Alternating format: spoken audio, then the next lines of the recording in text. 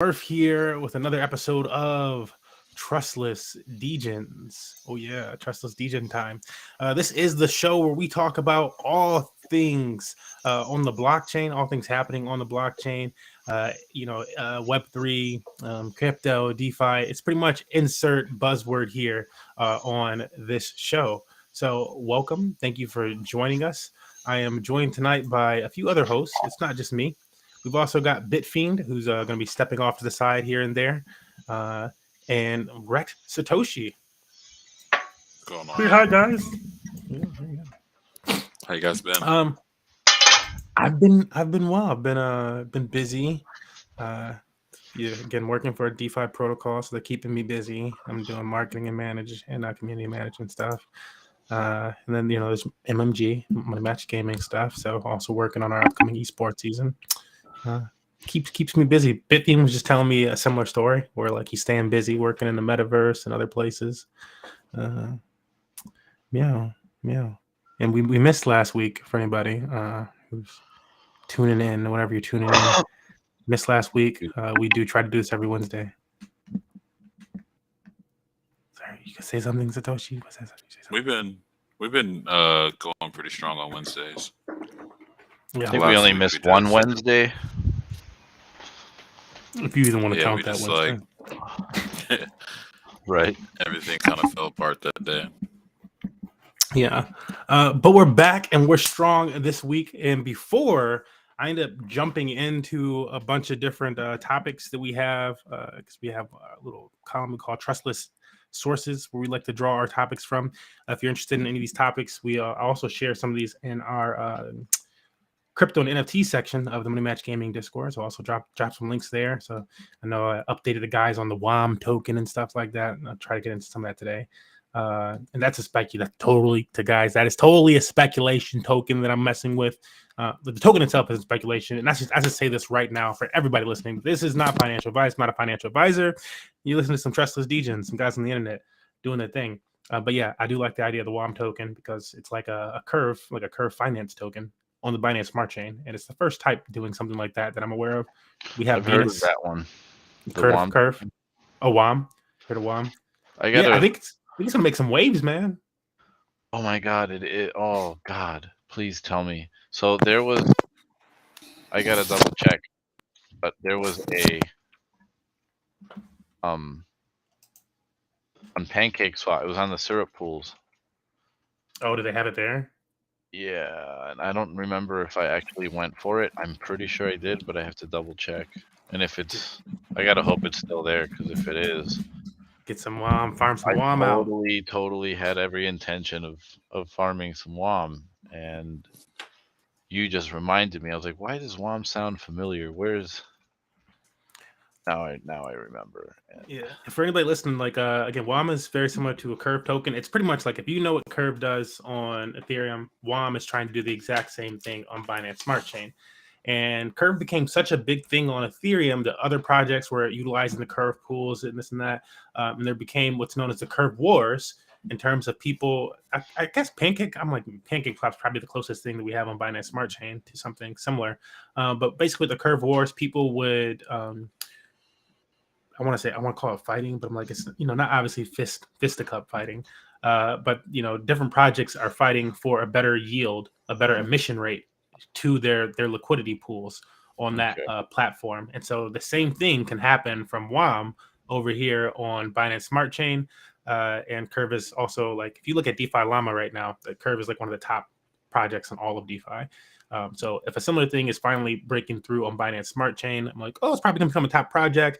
At the same time, CZ, the founder, CEO, whatever his title is of Binance Smart Chain, is talking about, we're really investing in DeFi with Binance Smart Chain. We really want to go heavy on investing on DeFi. And so I'm like, this is probably a good play. If they're looking at anything DeFi on Binance Smart, they could probably be looking at this. They could be looking at Pancake Swap as far as like big dexes. WMX. There might be, maybe you're looking at Wombex, like the Wombat X, which I think I haven't looked into it too much. But yeah, I think that's Wombex, which is like, I believe that's like it's Convex. So there's Curve in the Ethereum Curve Wars, and then there's Convex. And Convex basically makes it so that you didn't have to like in Curve, you stake your emission tokens to get a higher APY.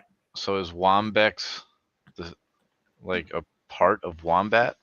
I don't think so. Like I have to do my research on it again. But like when I initially saw that, in the way that it was being brought to my attention, and I didn't do enough diligent research to let you guys know totally like, oh, this is my 90%, 100%. But it seemed like a convex type of project, and convex is a project on Ethereum that works hand in hand with Curve. It basically makes it so that it helps users utilize Curve better without being staked for a time lock stake. So with Curve, you do these time lock stakes with your emission tokens, the Curve tokens. I think it's the Curve tokens.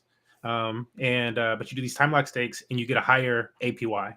So if the initial APY is like 3%, and you're seeing this all across DeFi in different projects. So if I'm saying this and you're like, oh, I've seen that in some other project, but it wasn't called. Well, that's because everybody's taken it from Curve and doing it in their own way. But you'll like the initial APY will be like 3%. And if you have so many, the more tokens that you have that you lock up in this time lock, then you'll be able to boost your APY from 3 to 5% to 6% to whatever the max amount of APY is. And that's basically how Curve works. And so that's why they have like these bribing things, because people want more emissions so they can lock up more tokens so they can get a higher APY on whatever pools that they're doing. And what Convex does for Curve is it makes it so that people can take these Curve tokens and they don't have to lock them up anymore for this time lock, and they can still get like the same benefits out of it. Instead, they get like, it's whatever the Convex token is, I forget the name right now, but they get like a Convex version of that. And they can pretty much do the exact same things, but their tokens, their assets are that much more liquid. And they're doing it through, so they're like extending the loop in a sense by adding one more puzzle piece, which is why people like to call this like DeFi Legos or flywheel or whatever, all sorts of buzzwords people like to throw out in crypto to explain this stuff.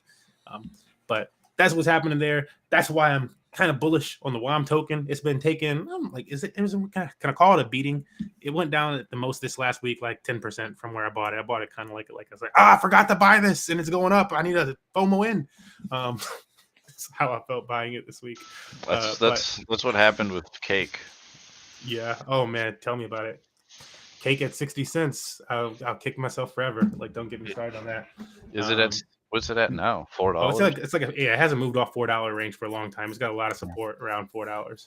But no, I initially found it around like 60 cents, and I just did not buy it for a long time. I was like, oh, let me farm out these other tokens and stuff. And no, I know. Cake. You were I'll never forget when you were shilling the hell out of Cake, and I'm just like, what is this guy talking about? Sometimes I get really enthusiastic about something that I see like new and like it's actually moving. I'm like, this is an opportunity. People should know. I'm not trying to but people should know. It's funny because it wasn't until way after that I was like, man, let me go look this up. What's he talking about? Because I got into DeFi, and then I started to understand, or I realized that BSC was a fork of Ethereum, and I'm like, dude, why am I not on there? Yeah. And it was all history from there. But damn, I'm pretty bullish on Pancake. I've seen that they did a AMA with the Aptos team. Then you can connect to the Ethereum network now using Pancake Swap. So they're bridging the other. Yeah, they're going to be bridging the other. They're going to be bridging to a couple other chains, and I feel, man, I feel like Pancake could be like the BNB of DeFi. Like, I feel like with them, they burn like millions of dollars worth of supply every month. Just like what BNB does. And when I watch their little burn fucking tweets, I'm just like, holy fuck! Let me just get 1% of that. Yeah. Also, isn't that like they have like a real yield component since they have fees from their decks? I'm pretty sure they have several staking pools and they have all types of things going on. They have DFOs, is that what they're called? Or the IDOs? IFO? Initial decks or IFOs. Initial farm offering. Yep. On Pancake Swap. I don't like the IFOs too much. It's not. Doesn't seem. I got into a few early, and they can be all right if you get in, but they're like usually limited. They like want a certain amount of money. Right. and then it's the same old with the IFO situation. You know, it's all it is Pancake Swap's version of a pre-sale, right? And so you're helping fundraising, but at the same time, it's going to pump and dump. Yeah, exactly. But it's a little more consistent.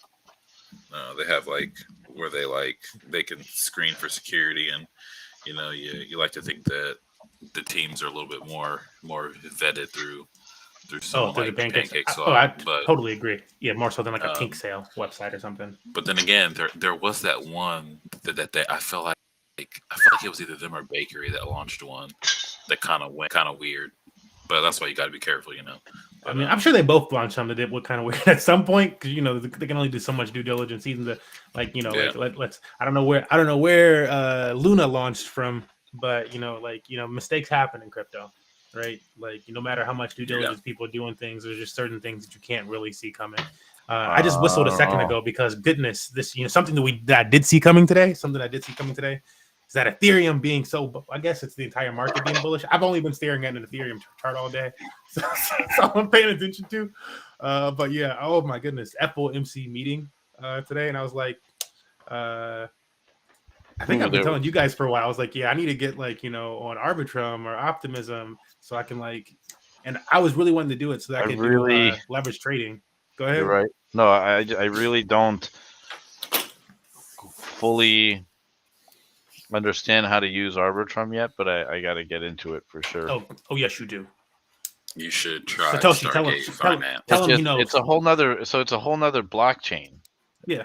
It's like connecting to Poly or something, isn't it? Well, no, it's not a whole nother blockchain. It's a layer 2. It's a layer. It's layer 2 of Ethereum. Right. Well, that's what I mean. I mean, it's like switching your network to Polygon, but to Arbitrum. Exactly. Yeah. Yeah. So you just like, you know, like easy way to go about that for anybody who's listening. You know, chainlist.org. That is that's like where everybody goes. This is what really gets me about DeFi and the way people are buying cryptos on custodial exchanges for the sake of having them, and like they don't really know how to use them, they don't really know what to do with them, and they're just sitting there on a custodial exchange where I've tried to explain to some people that it is equivalent to standing on the crypto stage with the curtains closed. And it isn't until you get into DeFi that like this whole new world of cryptocurrencies is opened up to you, especially with the layer 2s and the different networks. It's insane how much access you have just by having a DeFi wallet. Seriously. My goodness, Ethereum is hurting me right now, bro. I jumped out of this trade a little early, but I was happy with my gains. It's okay. I'm sorry. But yeah, I totally feel that's exactly what got me in. There's a topic that I want to cover for like our first like news topic to cover today, and then we'll get back to like leverage shading thing and like, you know, the chart going crazy right now. It's just a really volatile day anytime the FOMC releases any type of information. And if you've been watching our last few Trustless Degen episodes, we talked about this. It's a 0.75 basis points. Again, during the previous FOMC meeting, Jerome Powell said they were going to raise it by 75 again next time. He already said it. And like, I know people were speculating, maybe they won't. But he was like, we're going to do it again next time.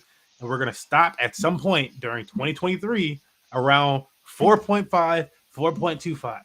He said this months ago at this point, and he has not deviated an inch. Like, so I'm like, at some point, people are going to listen to him and be like, yo, that's what he says he's going to do. It's probably going to at least get to that. And so now we're closer than ever. I think the next Fed meeting is going to be like 0.25 or something like that. It's going to be a lot smaller, and people are going to be like, oh my goodness, like, wow, the market's turning around. But that's the case for a Santa Claus rally, in my opinion. Again, this is just whatever Trustless Degen stuff. But I know I went on a little ramble there, but I wanted to bring this whole thing home to what Bitthing was just saying there, which was you were mentioning that that's what got you, or that, you know, utilizing these crypto off of centralized exchanges is like opening up a whole new world of crypto. And I have a little something I want to share here. This is the man that got me to move my coins off of centralized exchanges and actually use them. Hold up, we gotta go. Here it is. And actually use them for DeFi. Ben Armstrong. And I know people have some really strong feelings about Ben here, BitBoy. Benny boy. But people were like sharing like his mugshot and stuff like that on crypto Twitter. I'm like, you know what? BitBoy turned his life around now. Like, what have you done?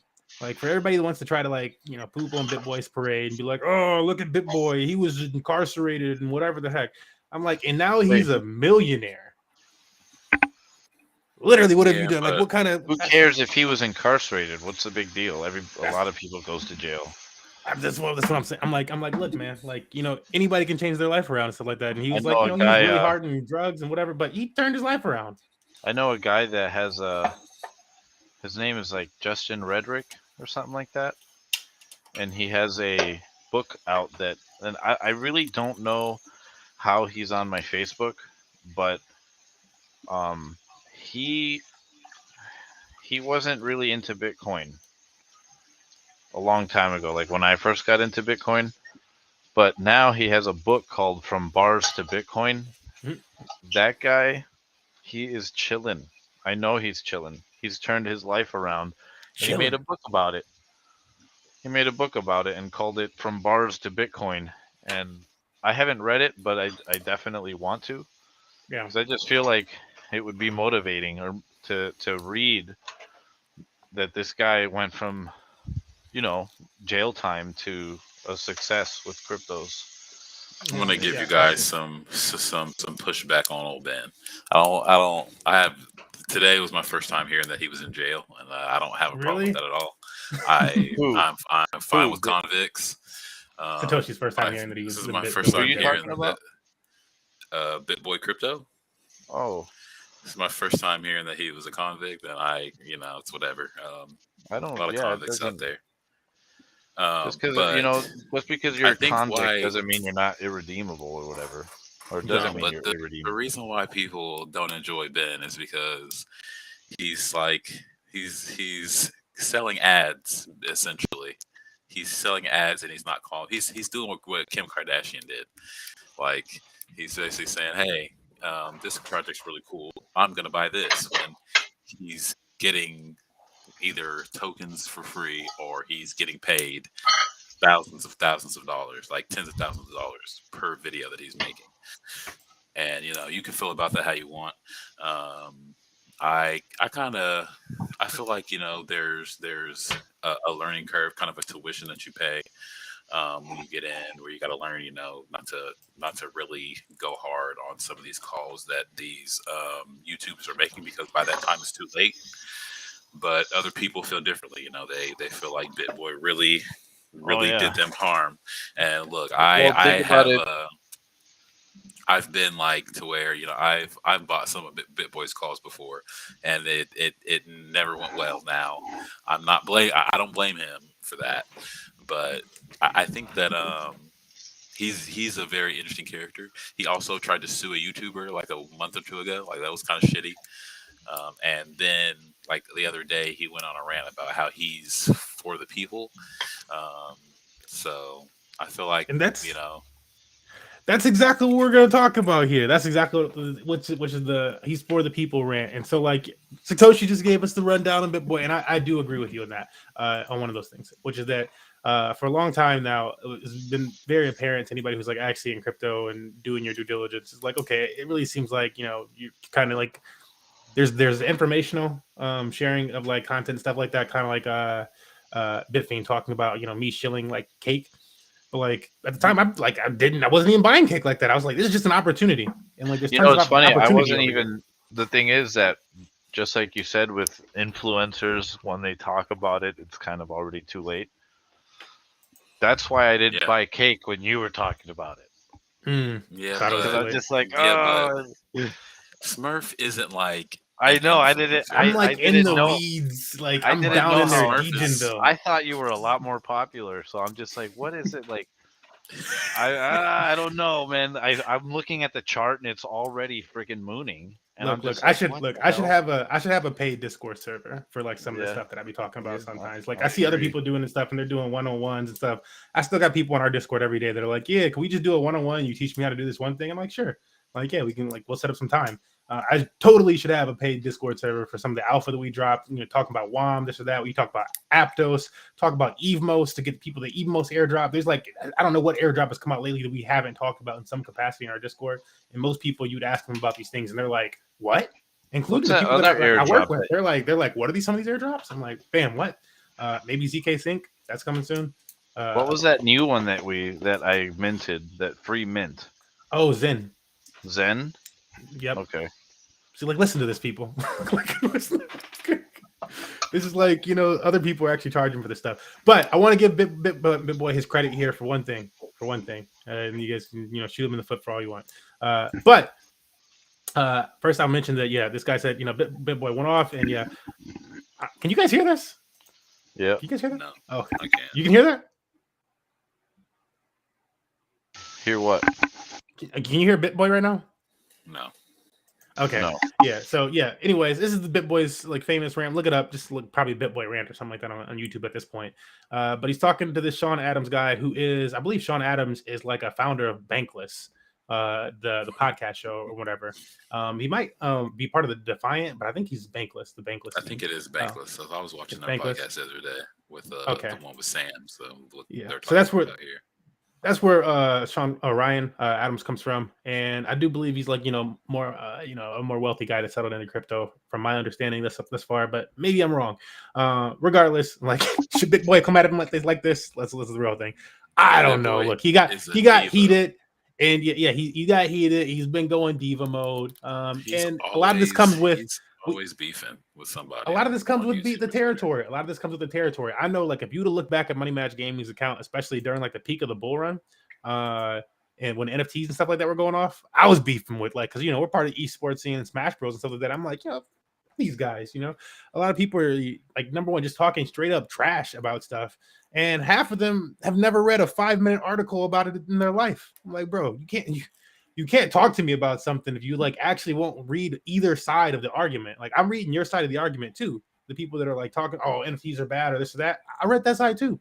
And then I read the side that I like. And then I learned something else. And I'm trying to get both people's perspective and opinions on things. And people will so I can imagine what BitBoy goes through with the popularity that he has at this level, because we see it from Elon Musk too. We see it from Kanye. Kanye, you Kanye, so it's going to be a different story.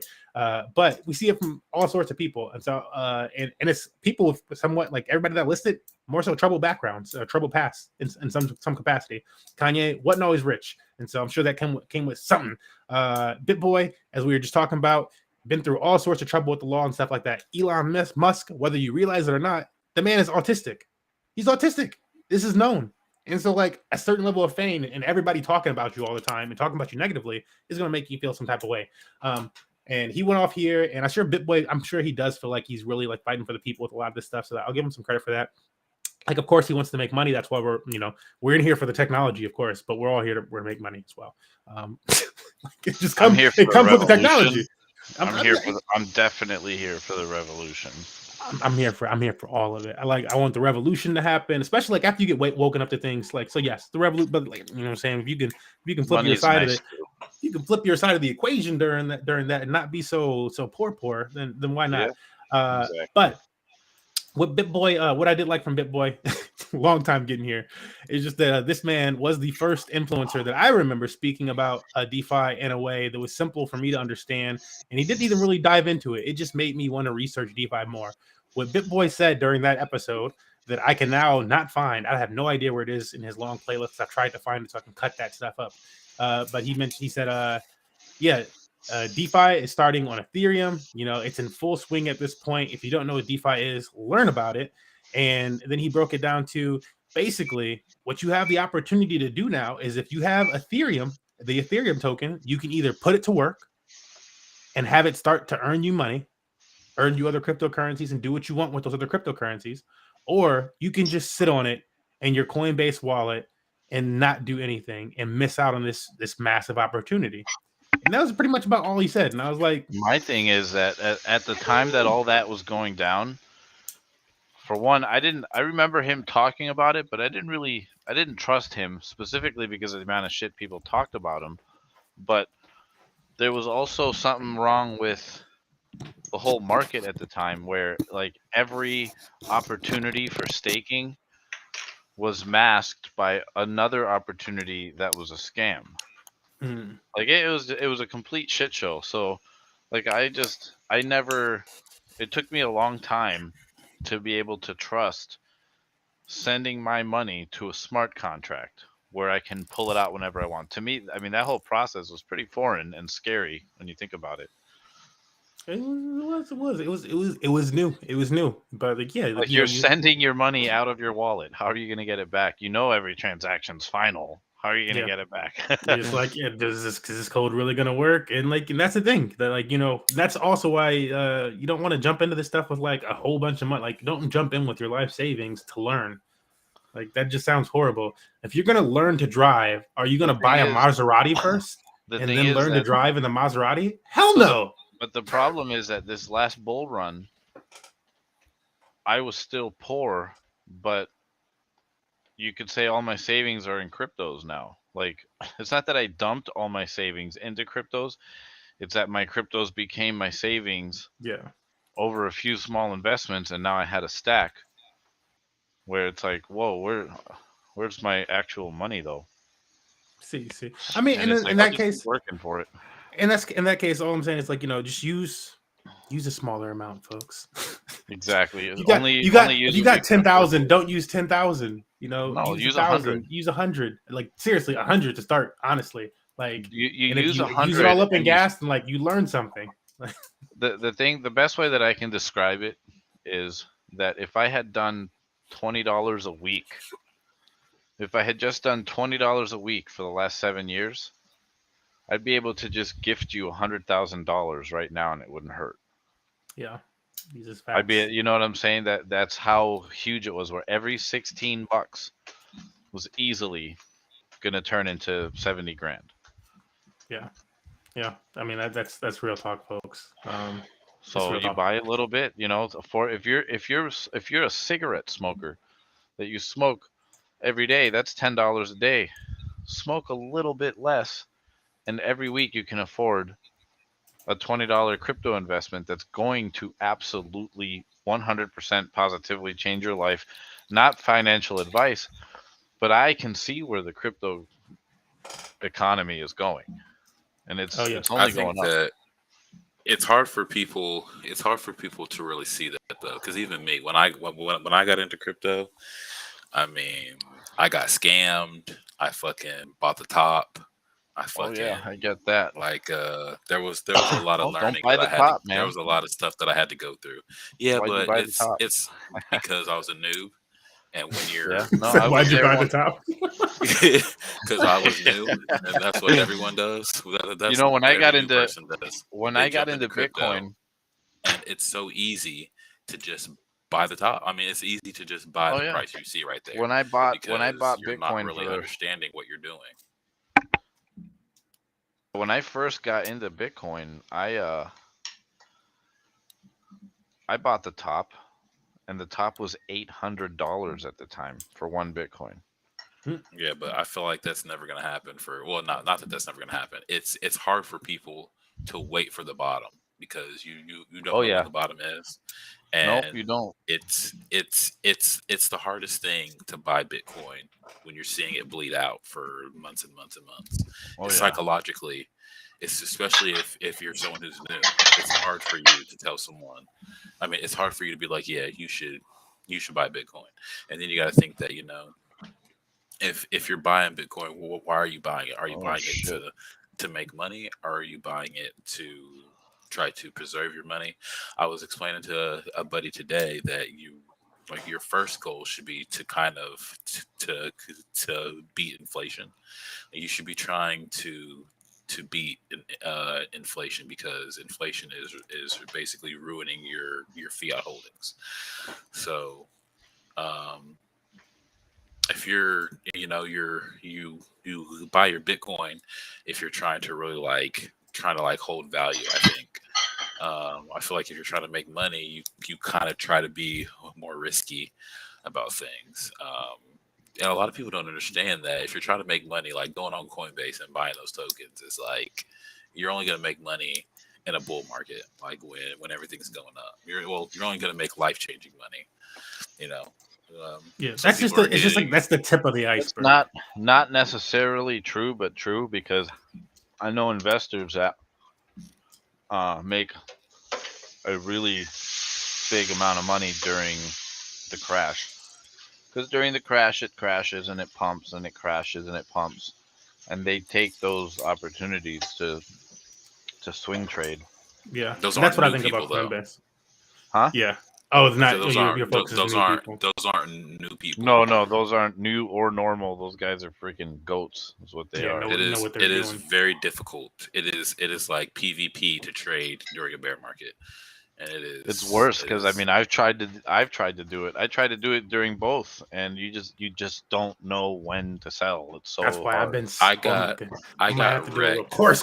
Leverage. I got wrecked leverage trading during the bull market so many times, but it was just like, man, I know what should happen. I know that XRP is getting ready to get wrecked by this fucking court case.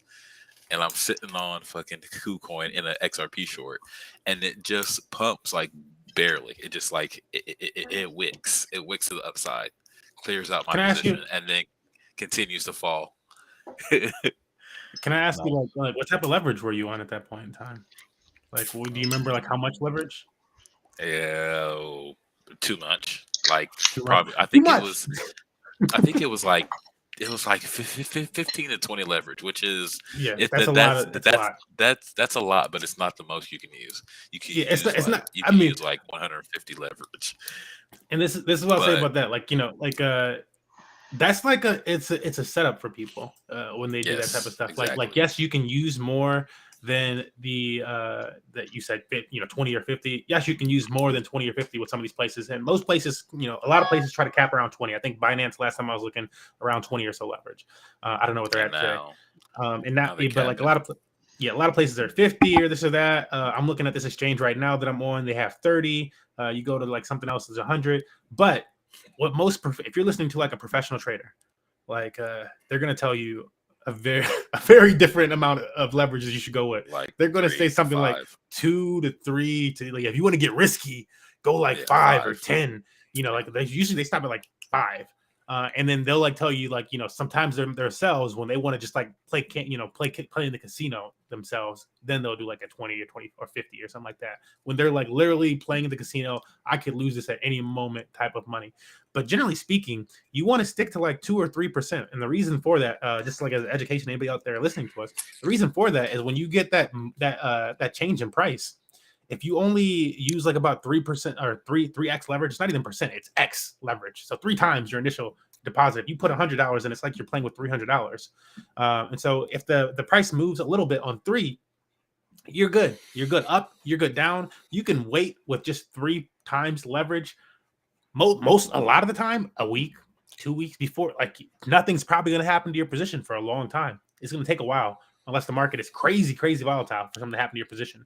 And then you're using such a small amount of leverage that you can always add to your position. So if the market, if you were trying to long the market, aka say yes, the market's going to go up, and so I have 3 times 300 from $100 on this thing going up, and it starts to go down. You can have it go down $25, $50, and then you can just add another, if whatever amount of money, and it'll increase the threshold for your liquidation. Basically, every time that you do that, it increases it, and so you can be in the market longer in that sense. And that's what professional traders do versus like people that are new to trading or new to leverage trading, which is that the professional traders only go to 2 or 3%, so they can keep playing in. They can do that like 30 times. Like it can go down on them like that. That's a lot. It can go down on them before they are wrecked with the amount that they're playing with in that account. And then if they lose the entire account, they got the exact same amount of money to put back in and start the account over. And that's where like most people are just playing this game of like catch up. I want to like earn a bunch of money real quickly, and we get messed up. And so I made those same mistakes during the bull market. I can remember going too high on leverage and stuff like that, and learning my leverage lesson. And most recently, I've been playing around with GMX on Arbitrum. And I've been trying to keep it really conservative for myself. I did break my rule a little bit today because of the FOMC meeting, and I went to 10x leverage. Somebody smacked my hand. But for the majority of the time, I'm staying on 3x leverage, and that's fine. And I'm just like, I'm trying to learn. It's the same thing that I was saying with Dogecoin or Doge Chain a few months ago. Is just I'm trying to learn on these chains, like learn how to swing trade, more Degen plays, learn how to leverage trade, do things that make you money, whether it's a bear or a bull market. And that's the reason why I'm on, like, and I know people are like, I don't like leverage trading and this and that, and messes up. But I'm like, it's existed. This is the same thing as like Forex trading and everything else. This is how people make money, whether markets are up or down. And it's like the consistent way of like, you want to meet somebody who's gotten rich in trading or crypto or Forex because of like, whatever. They probably know how to trade really well. And trading really well doesn't mean that you're just like going crazy on leverage. It's like either you got lucky or you actually know how to trade. And so that's the reason for going into that. And yeah, exchange that I like most recently on that is GMX on Arbitrum. I was going to go into Mango on Solana, but thank goodness I didn't. Right. I want to move us into one of our other topics for the night. Sorry for the quick swing there. But we'll move us into one of our other topics for the night, and that is on the same topic of creating yields in cryptocurrency and DeFi. This new feature of DeFi Llama, which I think is worth mentioning. I did check this out earlier today. It's pretty awesome. Or yesterday I checked it out. DeFi Llama launches strategy or finder for better DeFi yield farming opportunities. So let me see if I can type this in really quickly for you guys to see this thing. DeFi Llama. I don't know if it's .com or what. I'm gonna go .com. That's probably like .io or something. Push. It's either in yields or I think it's in yields. Push yields over here.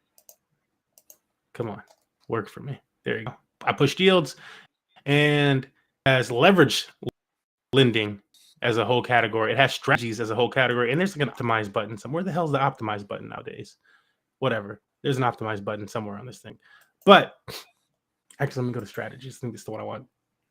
It'll basically allow you to type in a token. Let me see if it just does. I've only done stable coins with this. Yeah, you'll type a token and it'll tell you like the best exchanges or protocols that you can go to get a decent return on those tokens. And so I just chose Bitcoin, but if you're holding Bitcoin, this is kind of like our point with DeFi earlier. If you're holding Bitcoin, you might as well try to optimize that Bitcoin. The risk becomes a smart contract risk. But this is a good way to go about things. And then you can also do again, there's I just keep it to this right now. You can also do whatever stable coin you're looking for. So I was going to say LUSD, which is Liquidity, the protocol, their stable coin, and it would tell me strategies for Liquidity. Yeah, there's so many stable coins in crypto. A lot of projects come out with their own ones, but this is a really cool tool. And I don't know where the optimizer thing is right now, but if you don't play around with DeFi Llama, I would suggest going over there, trying this out, especially if you're looking for yields. For the longest time, I've used the website called 8board, and I'll show that really quickly. And I'm gonna have to search it because I don't remember the actual. Yeah, it's 8board.finance, and they've apparently updated recently, migrating your profile about. But this does a very similar thing where you can. They have a tool section over here. It's called Ape Radar, and I'm just going to type in USDC. And it's going to give me all these different yields for USDC on different chains. And so this is a great way to find out where can I park my USDC and earn 319% APR. Well, if you like Phantom, just split your Phantom up into Phantom and USDC and earn almost 1% a day. That sounds pretty dang good. You might end up beating the market there. Like that's the type of strategies I like to employ there. But wanted to point that out because yeah, DeFi Llama continuing to kick the arse of the crypto space. Arse kicking. Moving through topics. This next topic I just thought was funny, and I kind of wanted you guys' opinion on it. Because I'm sure he didn't make this decision himself, but Warren Buffett backed neobank picks Polygon for Web3 token. Matic price eyes 100% rally. So forget about the speculation of the token price and whatnot. I just thought it was hilarious, absolutely hilarious. That Warren Buffett's like, I wouldn't touch cryptocurrency with the pole, this and that. All crypto's going to zero. That's what it's worth, zero. And it's like, well, the people that are managing your funds, Warren, seem to think that they should invest in Matic. And if they seem to think that they should invest in Matic, Polygon, then they probably also like Ethereum. because they're utilizing its technology. And if they like Ethereum, then they probably also like. It's just like it just goes. And I thought this was hilarious. So like whether or not we don't even have to read the rest of this. It's just talking about the project and Matic being more bullish because of this.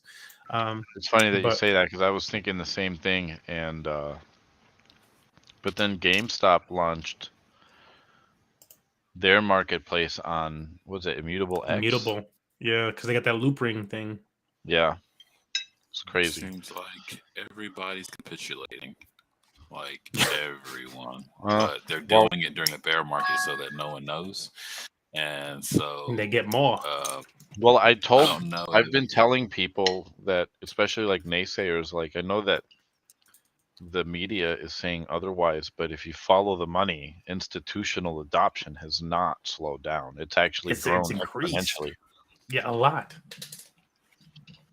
And I mean, this is what they've been waiting for. They talk shit about it so that they can buy the dip. For shizzle. Were you gonna say something else, Satoshi? I know. I kind of forgot, but I was just going to say, a lot of people have been using Polygon for, they've been making a lot of partnerships. So I am not gonna lie, I fucking hate Polygon, but I bought some. Anybody who's used Polygon, anybody who's actually used Polygon, is like maybe to get like an NFT or something, but I'm not trying to use it for consistent transactions. No, because it gets annoying and slow. I bet that it's a lot better now. I bet it's a lot better now. But you're saying that, but we're not in the bull market. I've never had an issue using Polygon. Really? Dude. Yeah. Really?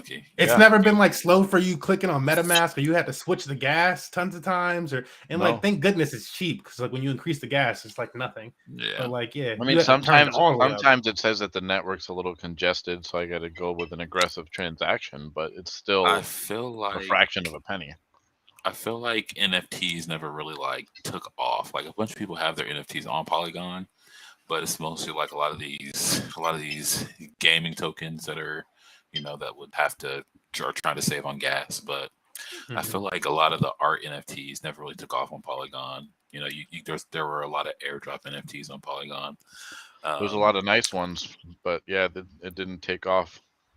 I feel like it was just kind of like a step too far to get people to go and use Polygon, but institutions and big money and how do I say, traditional entertainment and finance are all using Polygon, and I don't get it, but I'm gonna try to I'm not gonna go against the curve on that one. Even I shared a story in Trustless Degens that kind of connects with this story, that today P. Morgan actually tested a DeFi transaction, and I think they were testing it with Singapore, Singapore's CBDC test run, and I think JP Morgan was helping it out, and I think that a lot of people aren't seeing this story. It's one of them stories that Bloomberg. This is a Bloomberg article. You can't even read the whole article without paying for it. I couldn't find this article anywhere else. So I think in a few days we'll probably hear a little bit more about it, and we'll be able to look into what actually happened. But yeah, JP Morgan did a DeFi transaction with they had a pool, they had a liquidity pool. They forked. I want to say they might have forked Curve. Actually, they forked how Curve does their pool or something. It might, yeah, because I'm Curve does integrate with Aave too. It says here. Okay, no, sorry, it was Aave. Okay, yeah, banking giant uses Polygon and modified Aave for live trade. Which, yeah, once you you want to save on those gas fees, why not do some looping in Aave? Let's loop that boy. Yeah, why not? This story connects with so many different things. I think that I feel like this should go with. I think the last show that we did, we talked a little bit about Sam Bankman-Fried, and that also connects with that BitBoy rant that we were talking about earlier. I think that these banks and these big institutions are not only trying to test out blockchain, they're going to start to fork it. They're going to start to to act like they came up with this shit, like it was their idea. This is the official one. Yeah, this is the one. So that's when That's how I feel about some of these blockchains like Solana. Yeah, Solana, Aptos, honestly. Yeah. So any project that is like heavily invested in by V's, and it's just like it's just like that's fucking BlackRock and fucking like Fidelity and like, dude, there was a tweet that came out the other day. Someone has like made a super like sexy ass UI for you to basically track whatever transaction you want to track. Like, I mean, yes, you can go on the Explorer and click through different transactions. Somebody did work for us, and they found like the fucking Celsius transactions before, right before Celsius crashed, and seeing that Celsius was sending money to FTX. Like for some reason, Binance was sending money to FTX. Like everyone's using FTX to cash out, and I think it's hilarious. But yeah, somebody just mentioned FTX to me. Like, where? Okay, sorry. I think it was me. I told you that's the way. No, it wasn't even you. It was. No, it wasn't even you, but like I was remembering that you said that, and then somebody else recently said that to me, where I was just like, yeah, I'm probably going to do some leverage trading before the next FOMC meeting. Because I said it's like last week, and the guy's like, oh yeah, the best place to go is probably FTX, and I was like, I would not personally be like, yeah, FTX, but something is hitting people, and like I know it's everywhere, it's like it's hard to avoid FTX, but I'm like, interesting, okay, that's where everybody's. And yeah, so FTX is huge right now. I think that Sam Bankman-Fried, like he's doing a lot of lobbying in Congress, and I think that this whole like regulation puzzle, this like regulation storm that's going on right now, I think it connects directly with these banks making these CBDCs and using this DeFi shit. They're slowly starting to try to connect the dots and trying to, yeah. Oh, of course they're going to connect the dots. That's what I love about the times that we're in, because the same banks and institutions that were saying no to cryptos a few years ago are starting to figure it out, and they're like, oh shit, we can't stop this. I mean, like, yes, especially when it's like, let me pull this down. When it's JP Morgan, aka Mr. If you own any Bitcoin, I'll fire you from my company, saying it. Like, good God, you own any cryptocurrencies, I'm gonna fire you. And like they were serious. Yes, they were serious. I don't remember that part, but you don't remember that? I do. I definitely do. That was like a famous thing. It was pretty famous. Nah. He was like big. Oh, I'm sure I heard about it. I just don't remember. Did you guys see that MoneyGram added support for Bitcoin, Ethereum, and fucking Litecoin? What? Like, you know what? That's the funny thing. It's funny that you mentioned that. So how long until I can send my Venmo Litecoin to someone? Who knows when you'll actually be able to send it and like use it properly. But this is the thing that I think is funny about that statement that you just made, Satoshi, which is that and I think I saw it like mentioned on crypto Twitter first somewhere, but somebody was like, yo, somebody get all these like these managers that are working with these people to get all these crypto on ramps and stuff like that, are like allowing people all these opportunities, because it's like they're back in 2017, 2018. And I couldn't agree more. Oh my when God, you're offering so Bitcoin, Ethereum, and getting Litecoin as the option, and that's the third option. Like, look, Litecoin is fine for what it like, sure, but like nobody is getting like, yeah, I want some like put some link on it. Wait, hold on a second. Hold on though. Because when I get Venmo transactions from customers, I take a portion of that and I buy me some fucking Litecoin.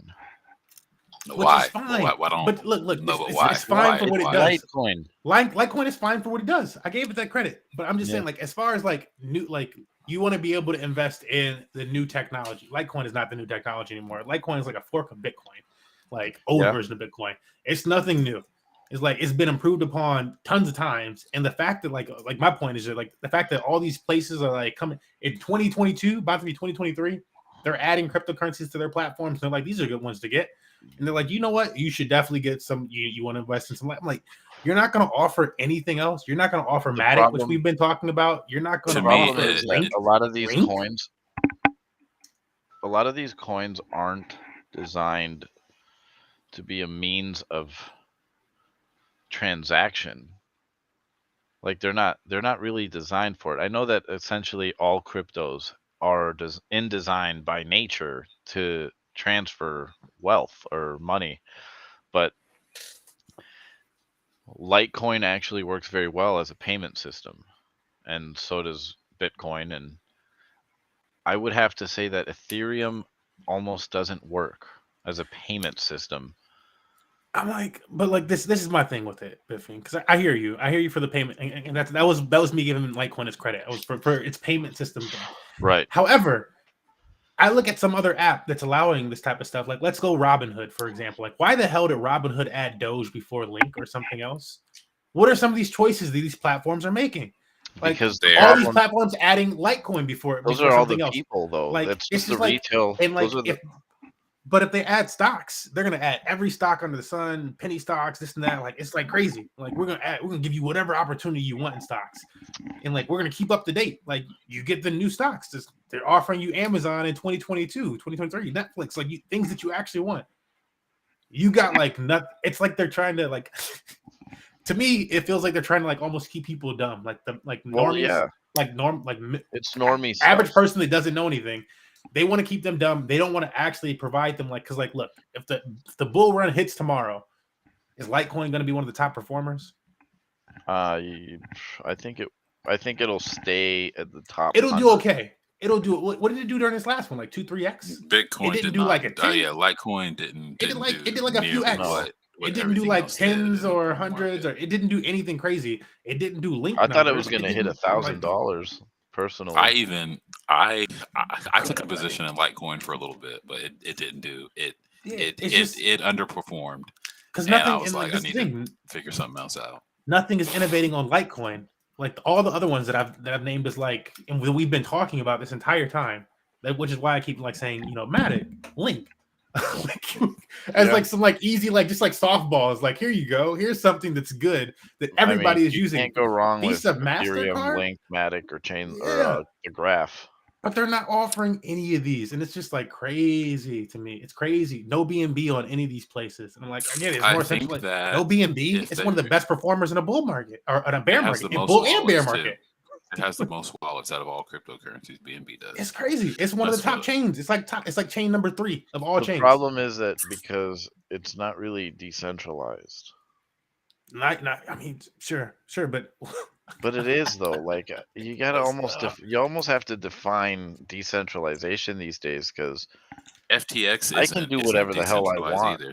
I can do whatever. Yeah, I can do whatever the hell I want. Really care about these chains though. Well, I feel like Bitcoin's point is more so like why they're offering these tokens. So like you'd say Bitcoin is more decentralized, Ethereum is more decentralized. Litecoin, I really don't know because like who the fuck, like there's nothing developing on Litecoin, which is like that's like my whole thing with Litecoin. Where I'm like, there's just nothing like it's got payment rails, but other than that, nobody trying to get smart contracts on Litecoin or taking them seriously or anything like that. It's a payment system. It really succeeded at being that number 2 payment system. That's what it is, and that's fine for what it needs to be. What had happened was MoneyGram did the numbers on how much money they were missing by not offering Bitcoin, Ethereum, and I guess even Litecoin. They decided that they were going to try to get their piece of the pie. I don't know exactly how much it was that they were. I don't know. Litecoin is up 12% this week. I mean, look, my Dogecoin went up 100%. Yeah, that's true. My Dogecoin. If you were on Dogecoin, everything pumped like 50%. Everything on the chain. At this point, if you're a platform and you don't have Dogechain on your platform, I can't take you seriously. Like you said Dogecoin or Dogechain? Dogecoin, sorry. Okay. Dogecoin. Like, if you don't have Dogecoin, I know, right? I was like, what? Like on your. If you don't have it on your platform, I don't feel like you're really trying to get retail. Like you're just kind of trying to, like for fucking the MoneyGram, they're probably just trying to save money on fees from their fucking old ass prehistoric system, and they're losing money. I mean, that's what they're all doing, though. That's what JP Morgan is doing. Yeah, they're trying to. That's what all these central banks are doing.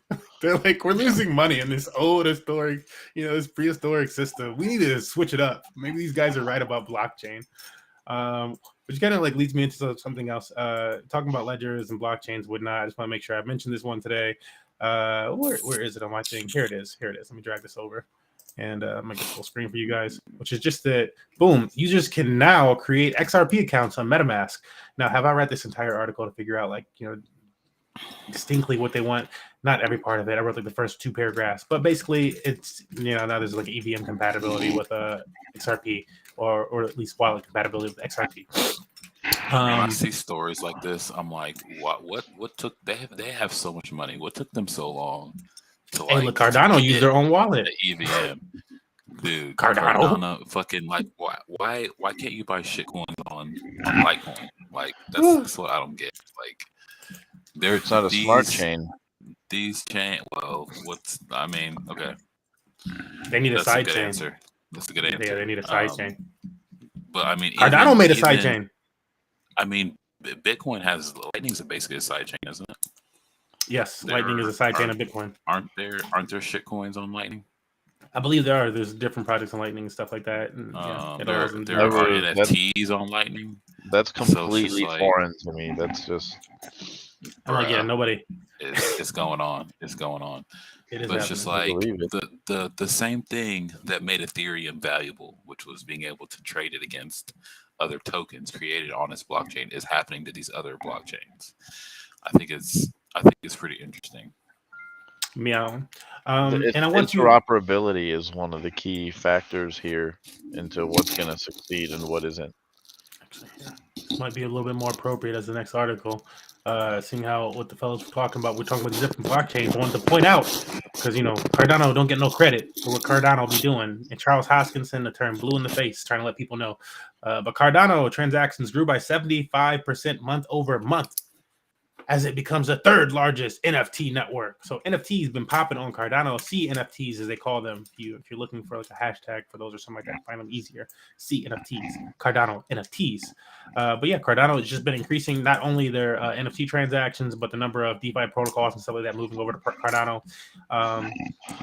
It's just been more than what people expect. Now, it's still not crazy. It's not like a Binance Smart Chain situation. Maybe that's for the best. But it is increasing on Cardano. Also, I mentioned earlier, Cardano does use its own wallet, the Nami wallet, or I forget the other wallet, what it's called right now. I have it on some other browser. But it has 2 different wallets. If you want to use Cardano on an EVM compatible wallet, you can use their side chain, which is called Milko Meta. So you can also look up Milko Meta in DeFi Llama. But Milko Meta is a legit project. It is actually a side chain for Cardano so that it can be EVM compatible as well. And you can actually take your Cardano tokens from the wallet, from the Nomi wallet or whatever Cardano wallet, and you can send them directly to your Milko Meta wallet. And it's like it just does its own bridge type of thing for it. So that's pretty awesome. But yeah, some Cardano news there for you guys. Excellent Cardano stuff. Well, I hold Cardano, so that's. Yeah, I'm a Cardano hodler. I'm gonna hodl that Cardano until it's 100,000 or more, and then I'll think about what I want to do with it. Literally just not gonna let go of it. This next thing, which is I feel like it was a fun topic to kind of put on right now, especially since we were talking about CBDCs and banks and all this other stuff. Well, what about the decentralized side of banks and whatnot? Aave revealed technical details on its stablecoin Go, aka Ghost Go token. And so I just thought this was interesting because we were just talking about JP Morgan, and who did JP Morgan use? They used Aave. So whether or not they like, it's just, to me, it's funny. The centralized entity is using this decentralized entity to be able to do anything. They're like forking it or whatever they did. But yeah, this is where the realness comes from. Aave, big boys in the DeFi ecosystem. And for those that don't know, Aave is planning to launch the Go token. I don't believe Go is out yet. But they released a little bit more information about how it's actually backed by like what collateral backs it and the emissions, all this stuff. So interesting stuff there. Aave Go token. And when it does launch, that's probably a nice token to get some gains on, because any stable coin pumping more than like 10% APY is nice, and new tokens typically do. So dear dad, had you guys heard anything about Go and Aave and this token? I had just heard that it was launching, but I was kind of like, I don't know, kind of pessimistic about it. Like, I'm not sure about new stablecoins. Like, Bam, it's like a headache to me. Bam, stable coins have been fine. The only stable coins that really did bad were algorithmic stable coins. Legit, I agree. But so what is Go going to be backed by then? Over collateralized, like everything else on Aave. It's all over collateralized. Aave is making money. Also, 3 Arrows Capital and all those, they went down. Those places used Aave and they had to pay Aave and MakerDAO back. These are the places they had to pay back. I was listening to that Bankless podcast with it was Eric Voorhees trying to explain the importance of decentralization to Sam Bankman-Fried. So he was arguing. Oh yeah, with the email. He was arguing. No, like, well, yeah, that was one part. But the amazing thing to me is what he was saying is that, like, we expect these we expect DeFi, like, to be like, to show us all the money they have, like all the money they have to back the assets that they say they have and everything.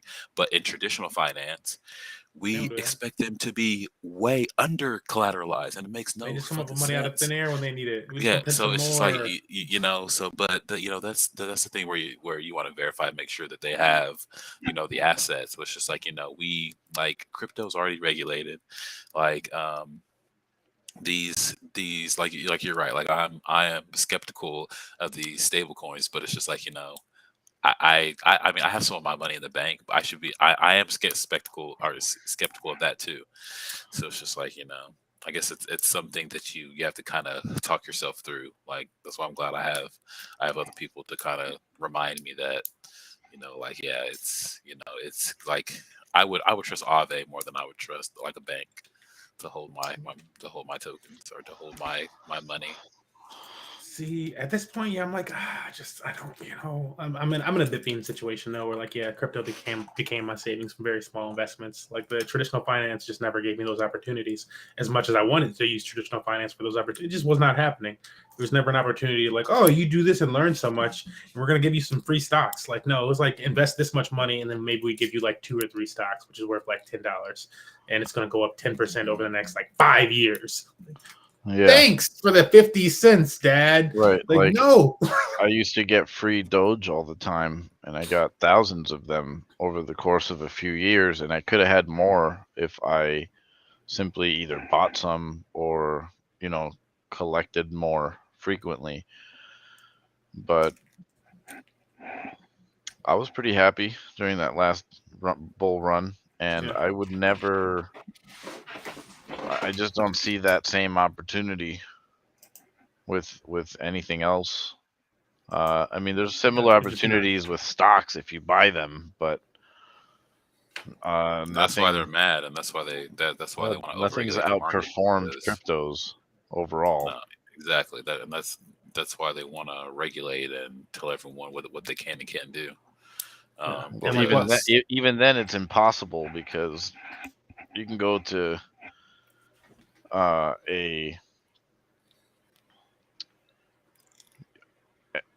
there's multiple websites you can go to just find a new coin that's new and just buy it, even if it's a rug pull or not. It's the fact that you can do it. Yeah, you can just do it. Anybody can make a new coin at any point in time. While you're talking about crypto regulation, I'm like, this is this is an example. Like other than things like Aave, because we're talking about like regulation for a second, right?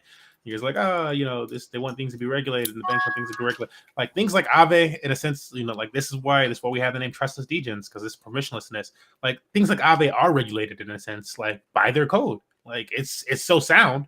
I have to go like, they're so sound that when you get a Terra Luna situation or a 3 Arrows Capital situation or whatever it is, like they kind of went through like the worst of what we've ever seen before, and all these entities have to pay them back. That's a certain level of regulation that we really wish existed in traditional like finance and traditional banking, because like they're gonna have to pay somebody back. But like when you have to do it in traditional banking, they're like, oh, but what was that bank? Oh, but also how do they feel? Well, how long have they been around the market? And like all these let's pat my buddy on his back type of crap comes into play more so than just like see that they actually owe the money. Should they go out of business right now? Did you see that Celsius tried to petition a judge to let them basically say that they've been working hard on this issue and that they need $3 million for their work.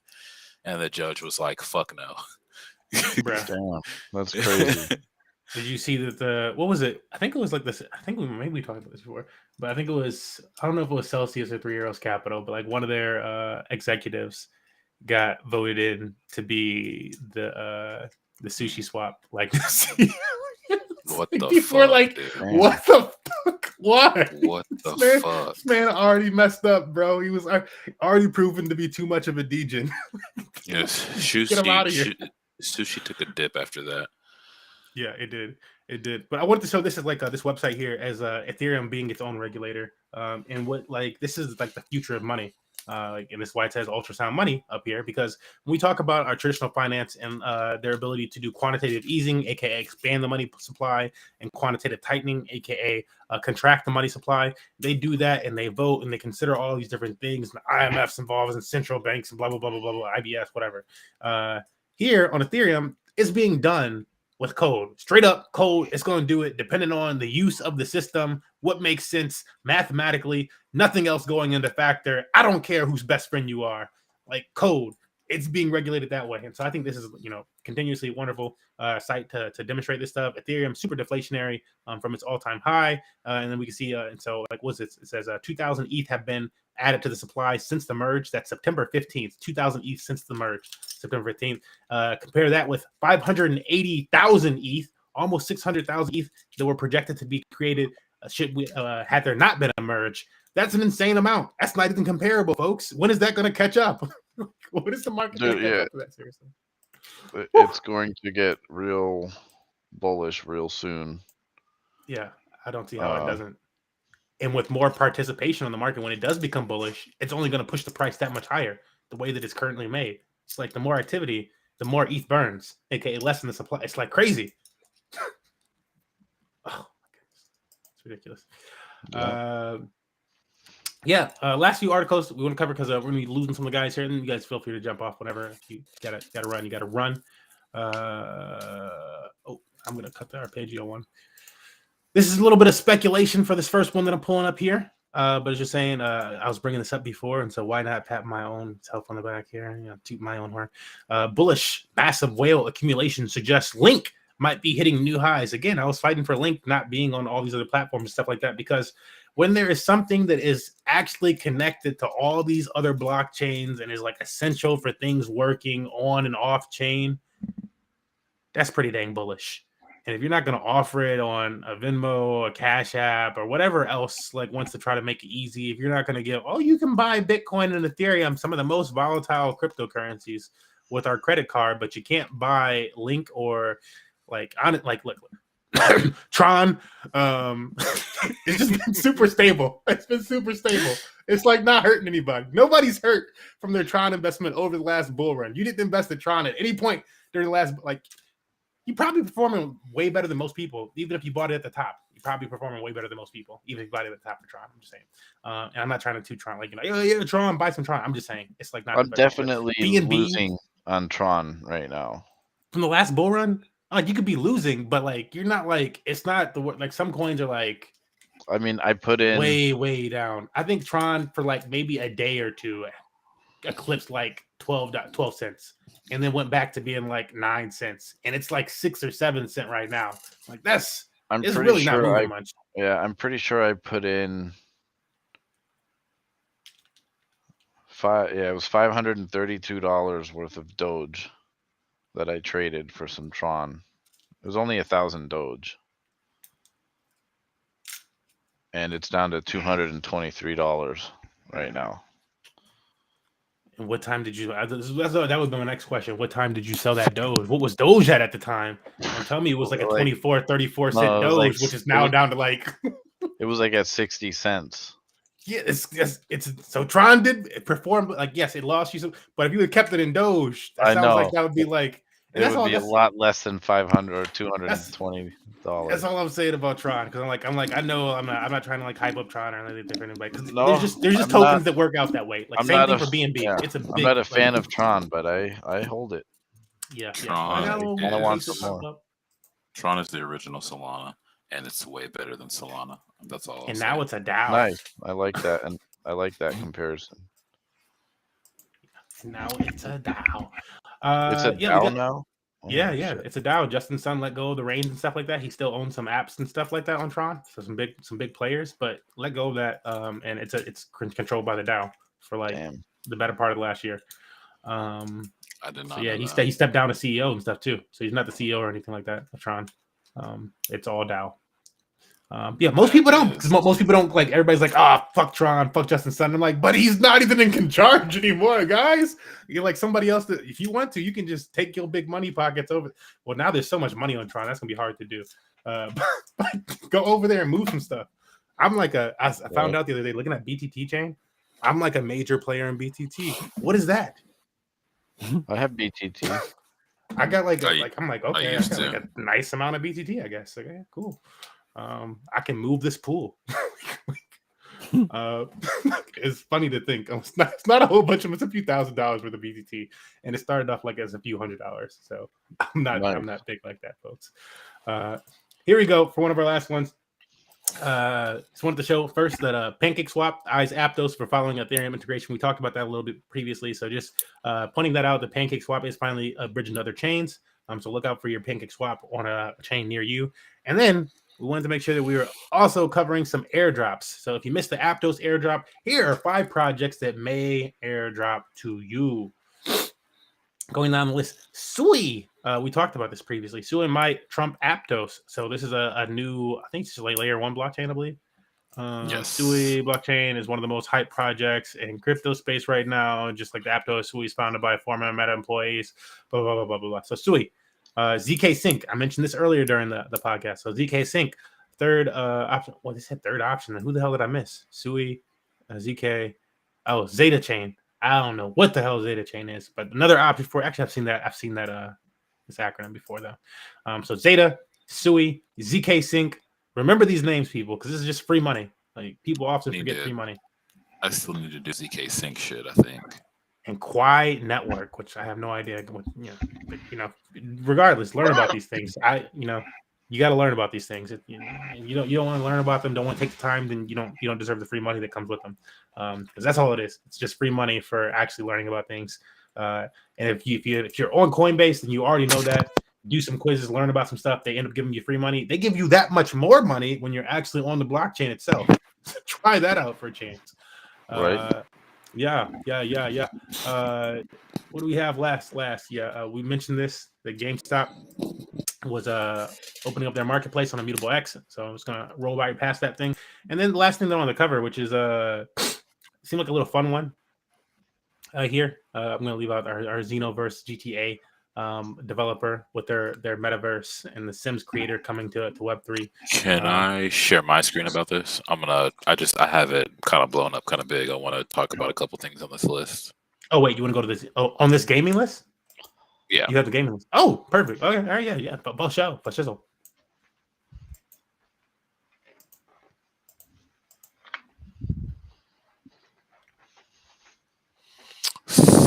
So number 1, this Alien Worlds launches in-game DAOs. So I think Alien Worlds has like the most users of most of these games right here, and so they've been talking a lot about these in-game DAOs. And what you do is you take your Alien Worlds tokens and you can stake them for these planetary tokens. There are 5 planets, and each planet gets to they get to elect a president who gets there's like a president and a vice president of each planet, and they get like a certain allocation of Trillium per month or something like that, and they can use that to develop things for that planet in the game. Nice.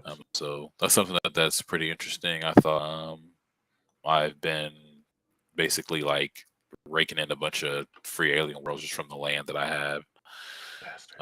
That's been doing pretty good. I think we talked about Big Time last time. You got some Axis Infinity stuff. Aurora, which looks beautiful. But we'll see when they get some actual gameplay out there. Yes, I would definitely like to see more of game because I didn't see enough of it. Forge Arena. One of these is going to Epic Store.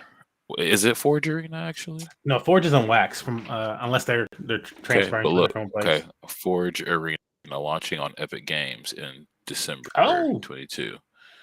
I think that people should really research anything going to the game store because I think that's a fast track to one of these games that's going to catch on and be super popular. Is it getting some eyes on, which is what the game store will do.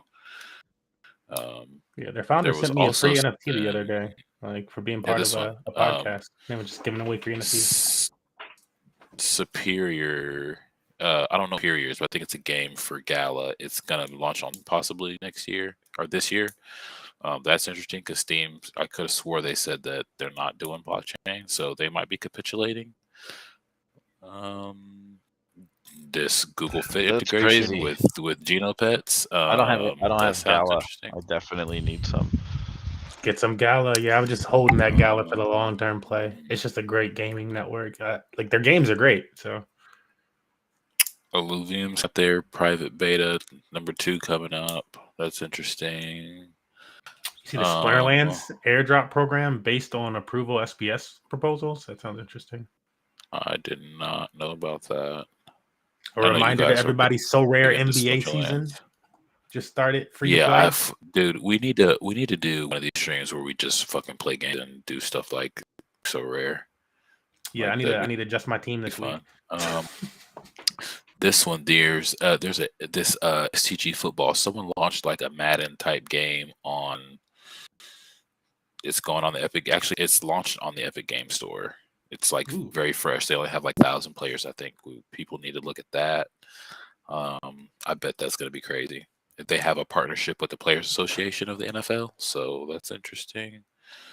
World Wide Web opening all players for Halloween Heist. I need to get over there and check that out. See if I can get a free NFT. World Wide Web, one of my favorite metaverses. What? Yeah, I need to check that out too. Treeverse is a very interesting upcoming metaverse that people should check out too.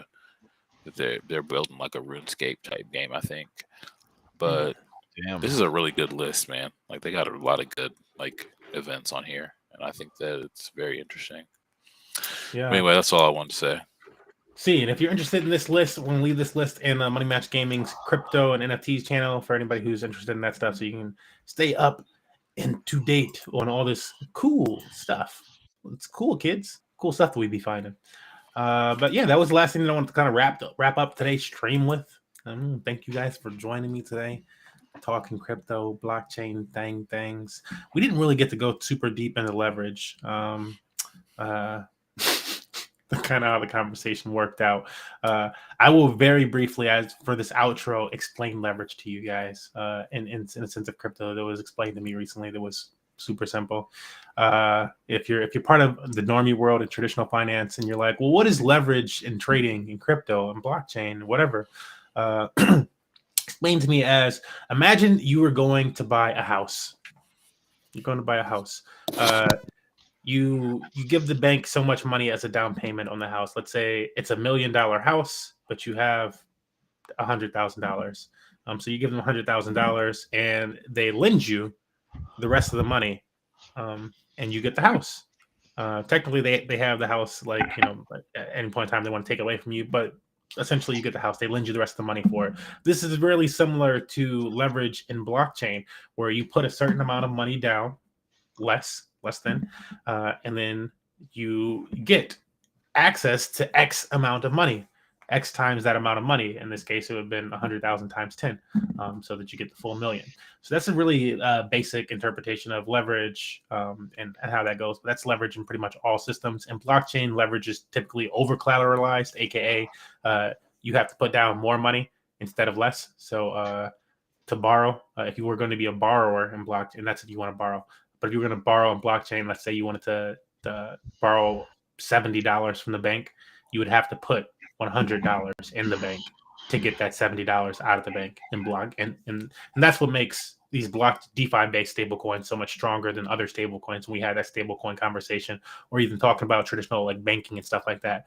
For the bank, and TradeFi, they have to go back and they have to go like, okay, well, where can we get this money? Whose house can we like, foreclose on or whatever, who can, well, what business is making us this money to come up with this loss?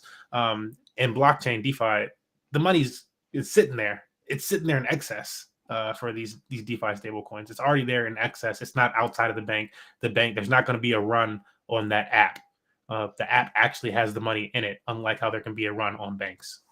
But that's it. Yeah, that's interesting. Yeah, it's interesting, and hopefully a little over my head, but I gotta do some more research on that for sure.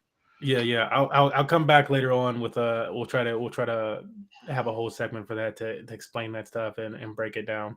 But that's today's episode, folks. So hopefully you enjoyed it. Do you guys want to say anything before we close out?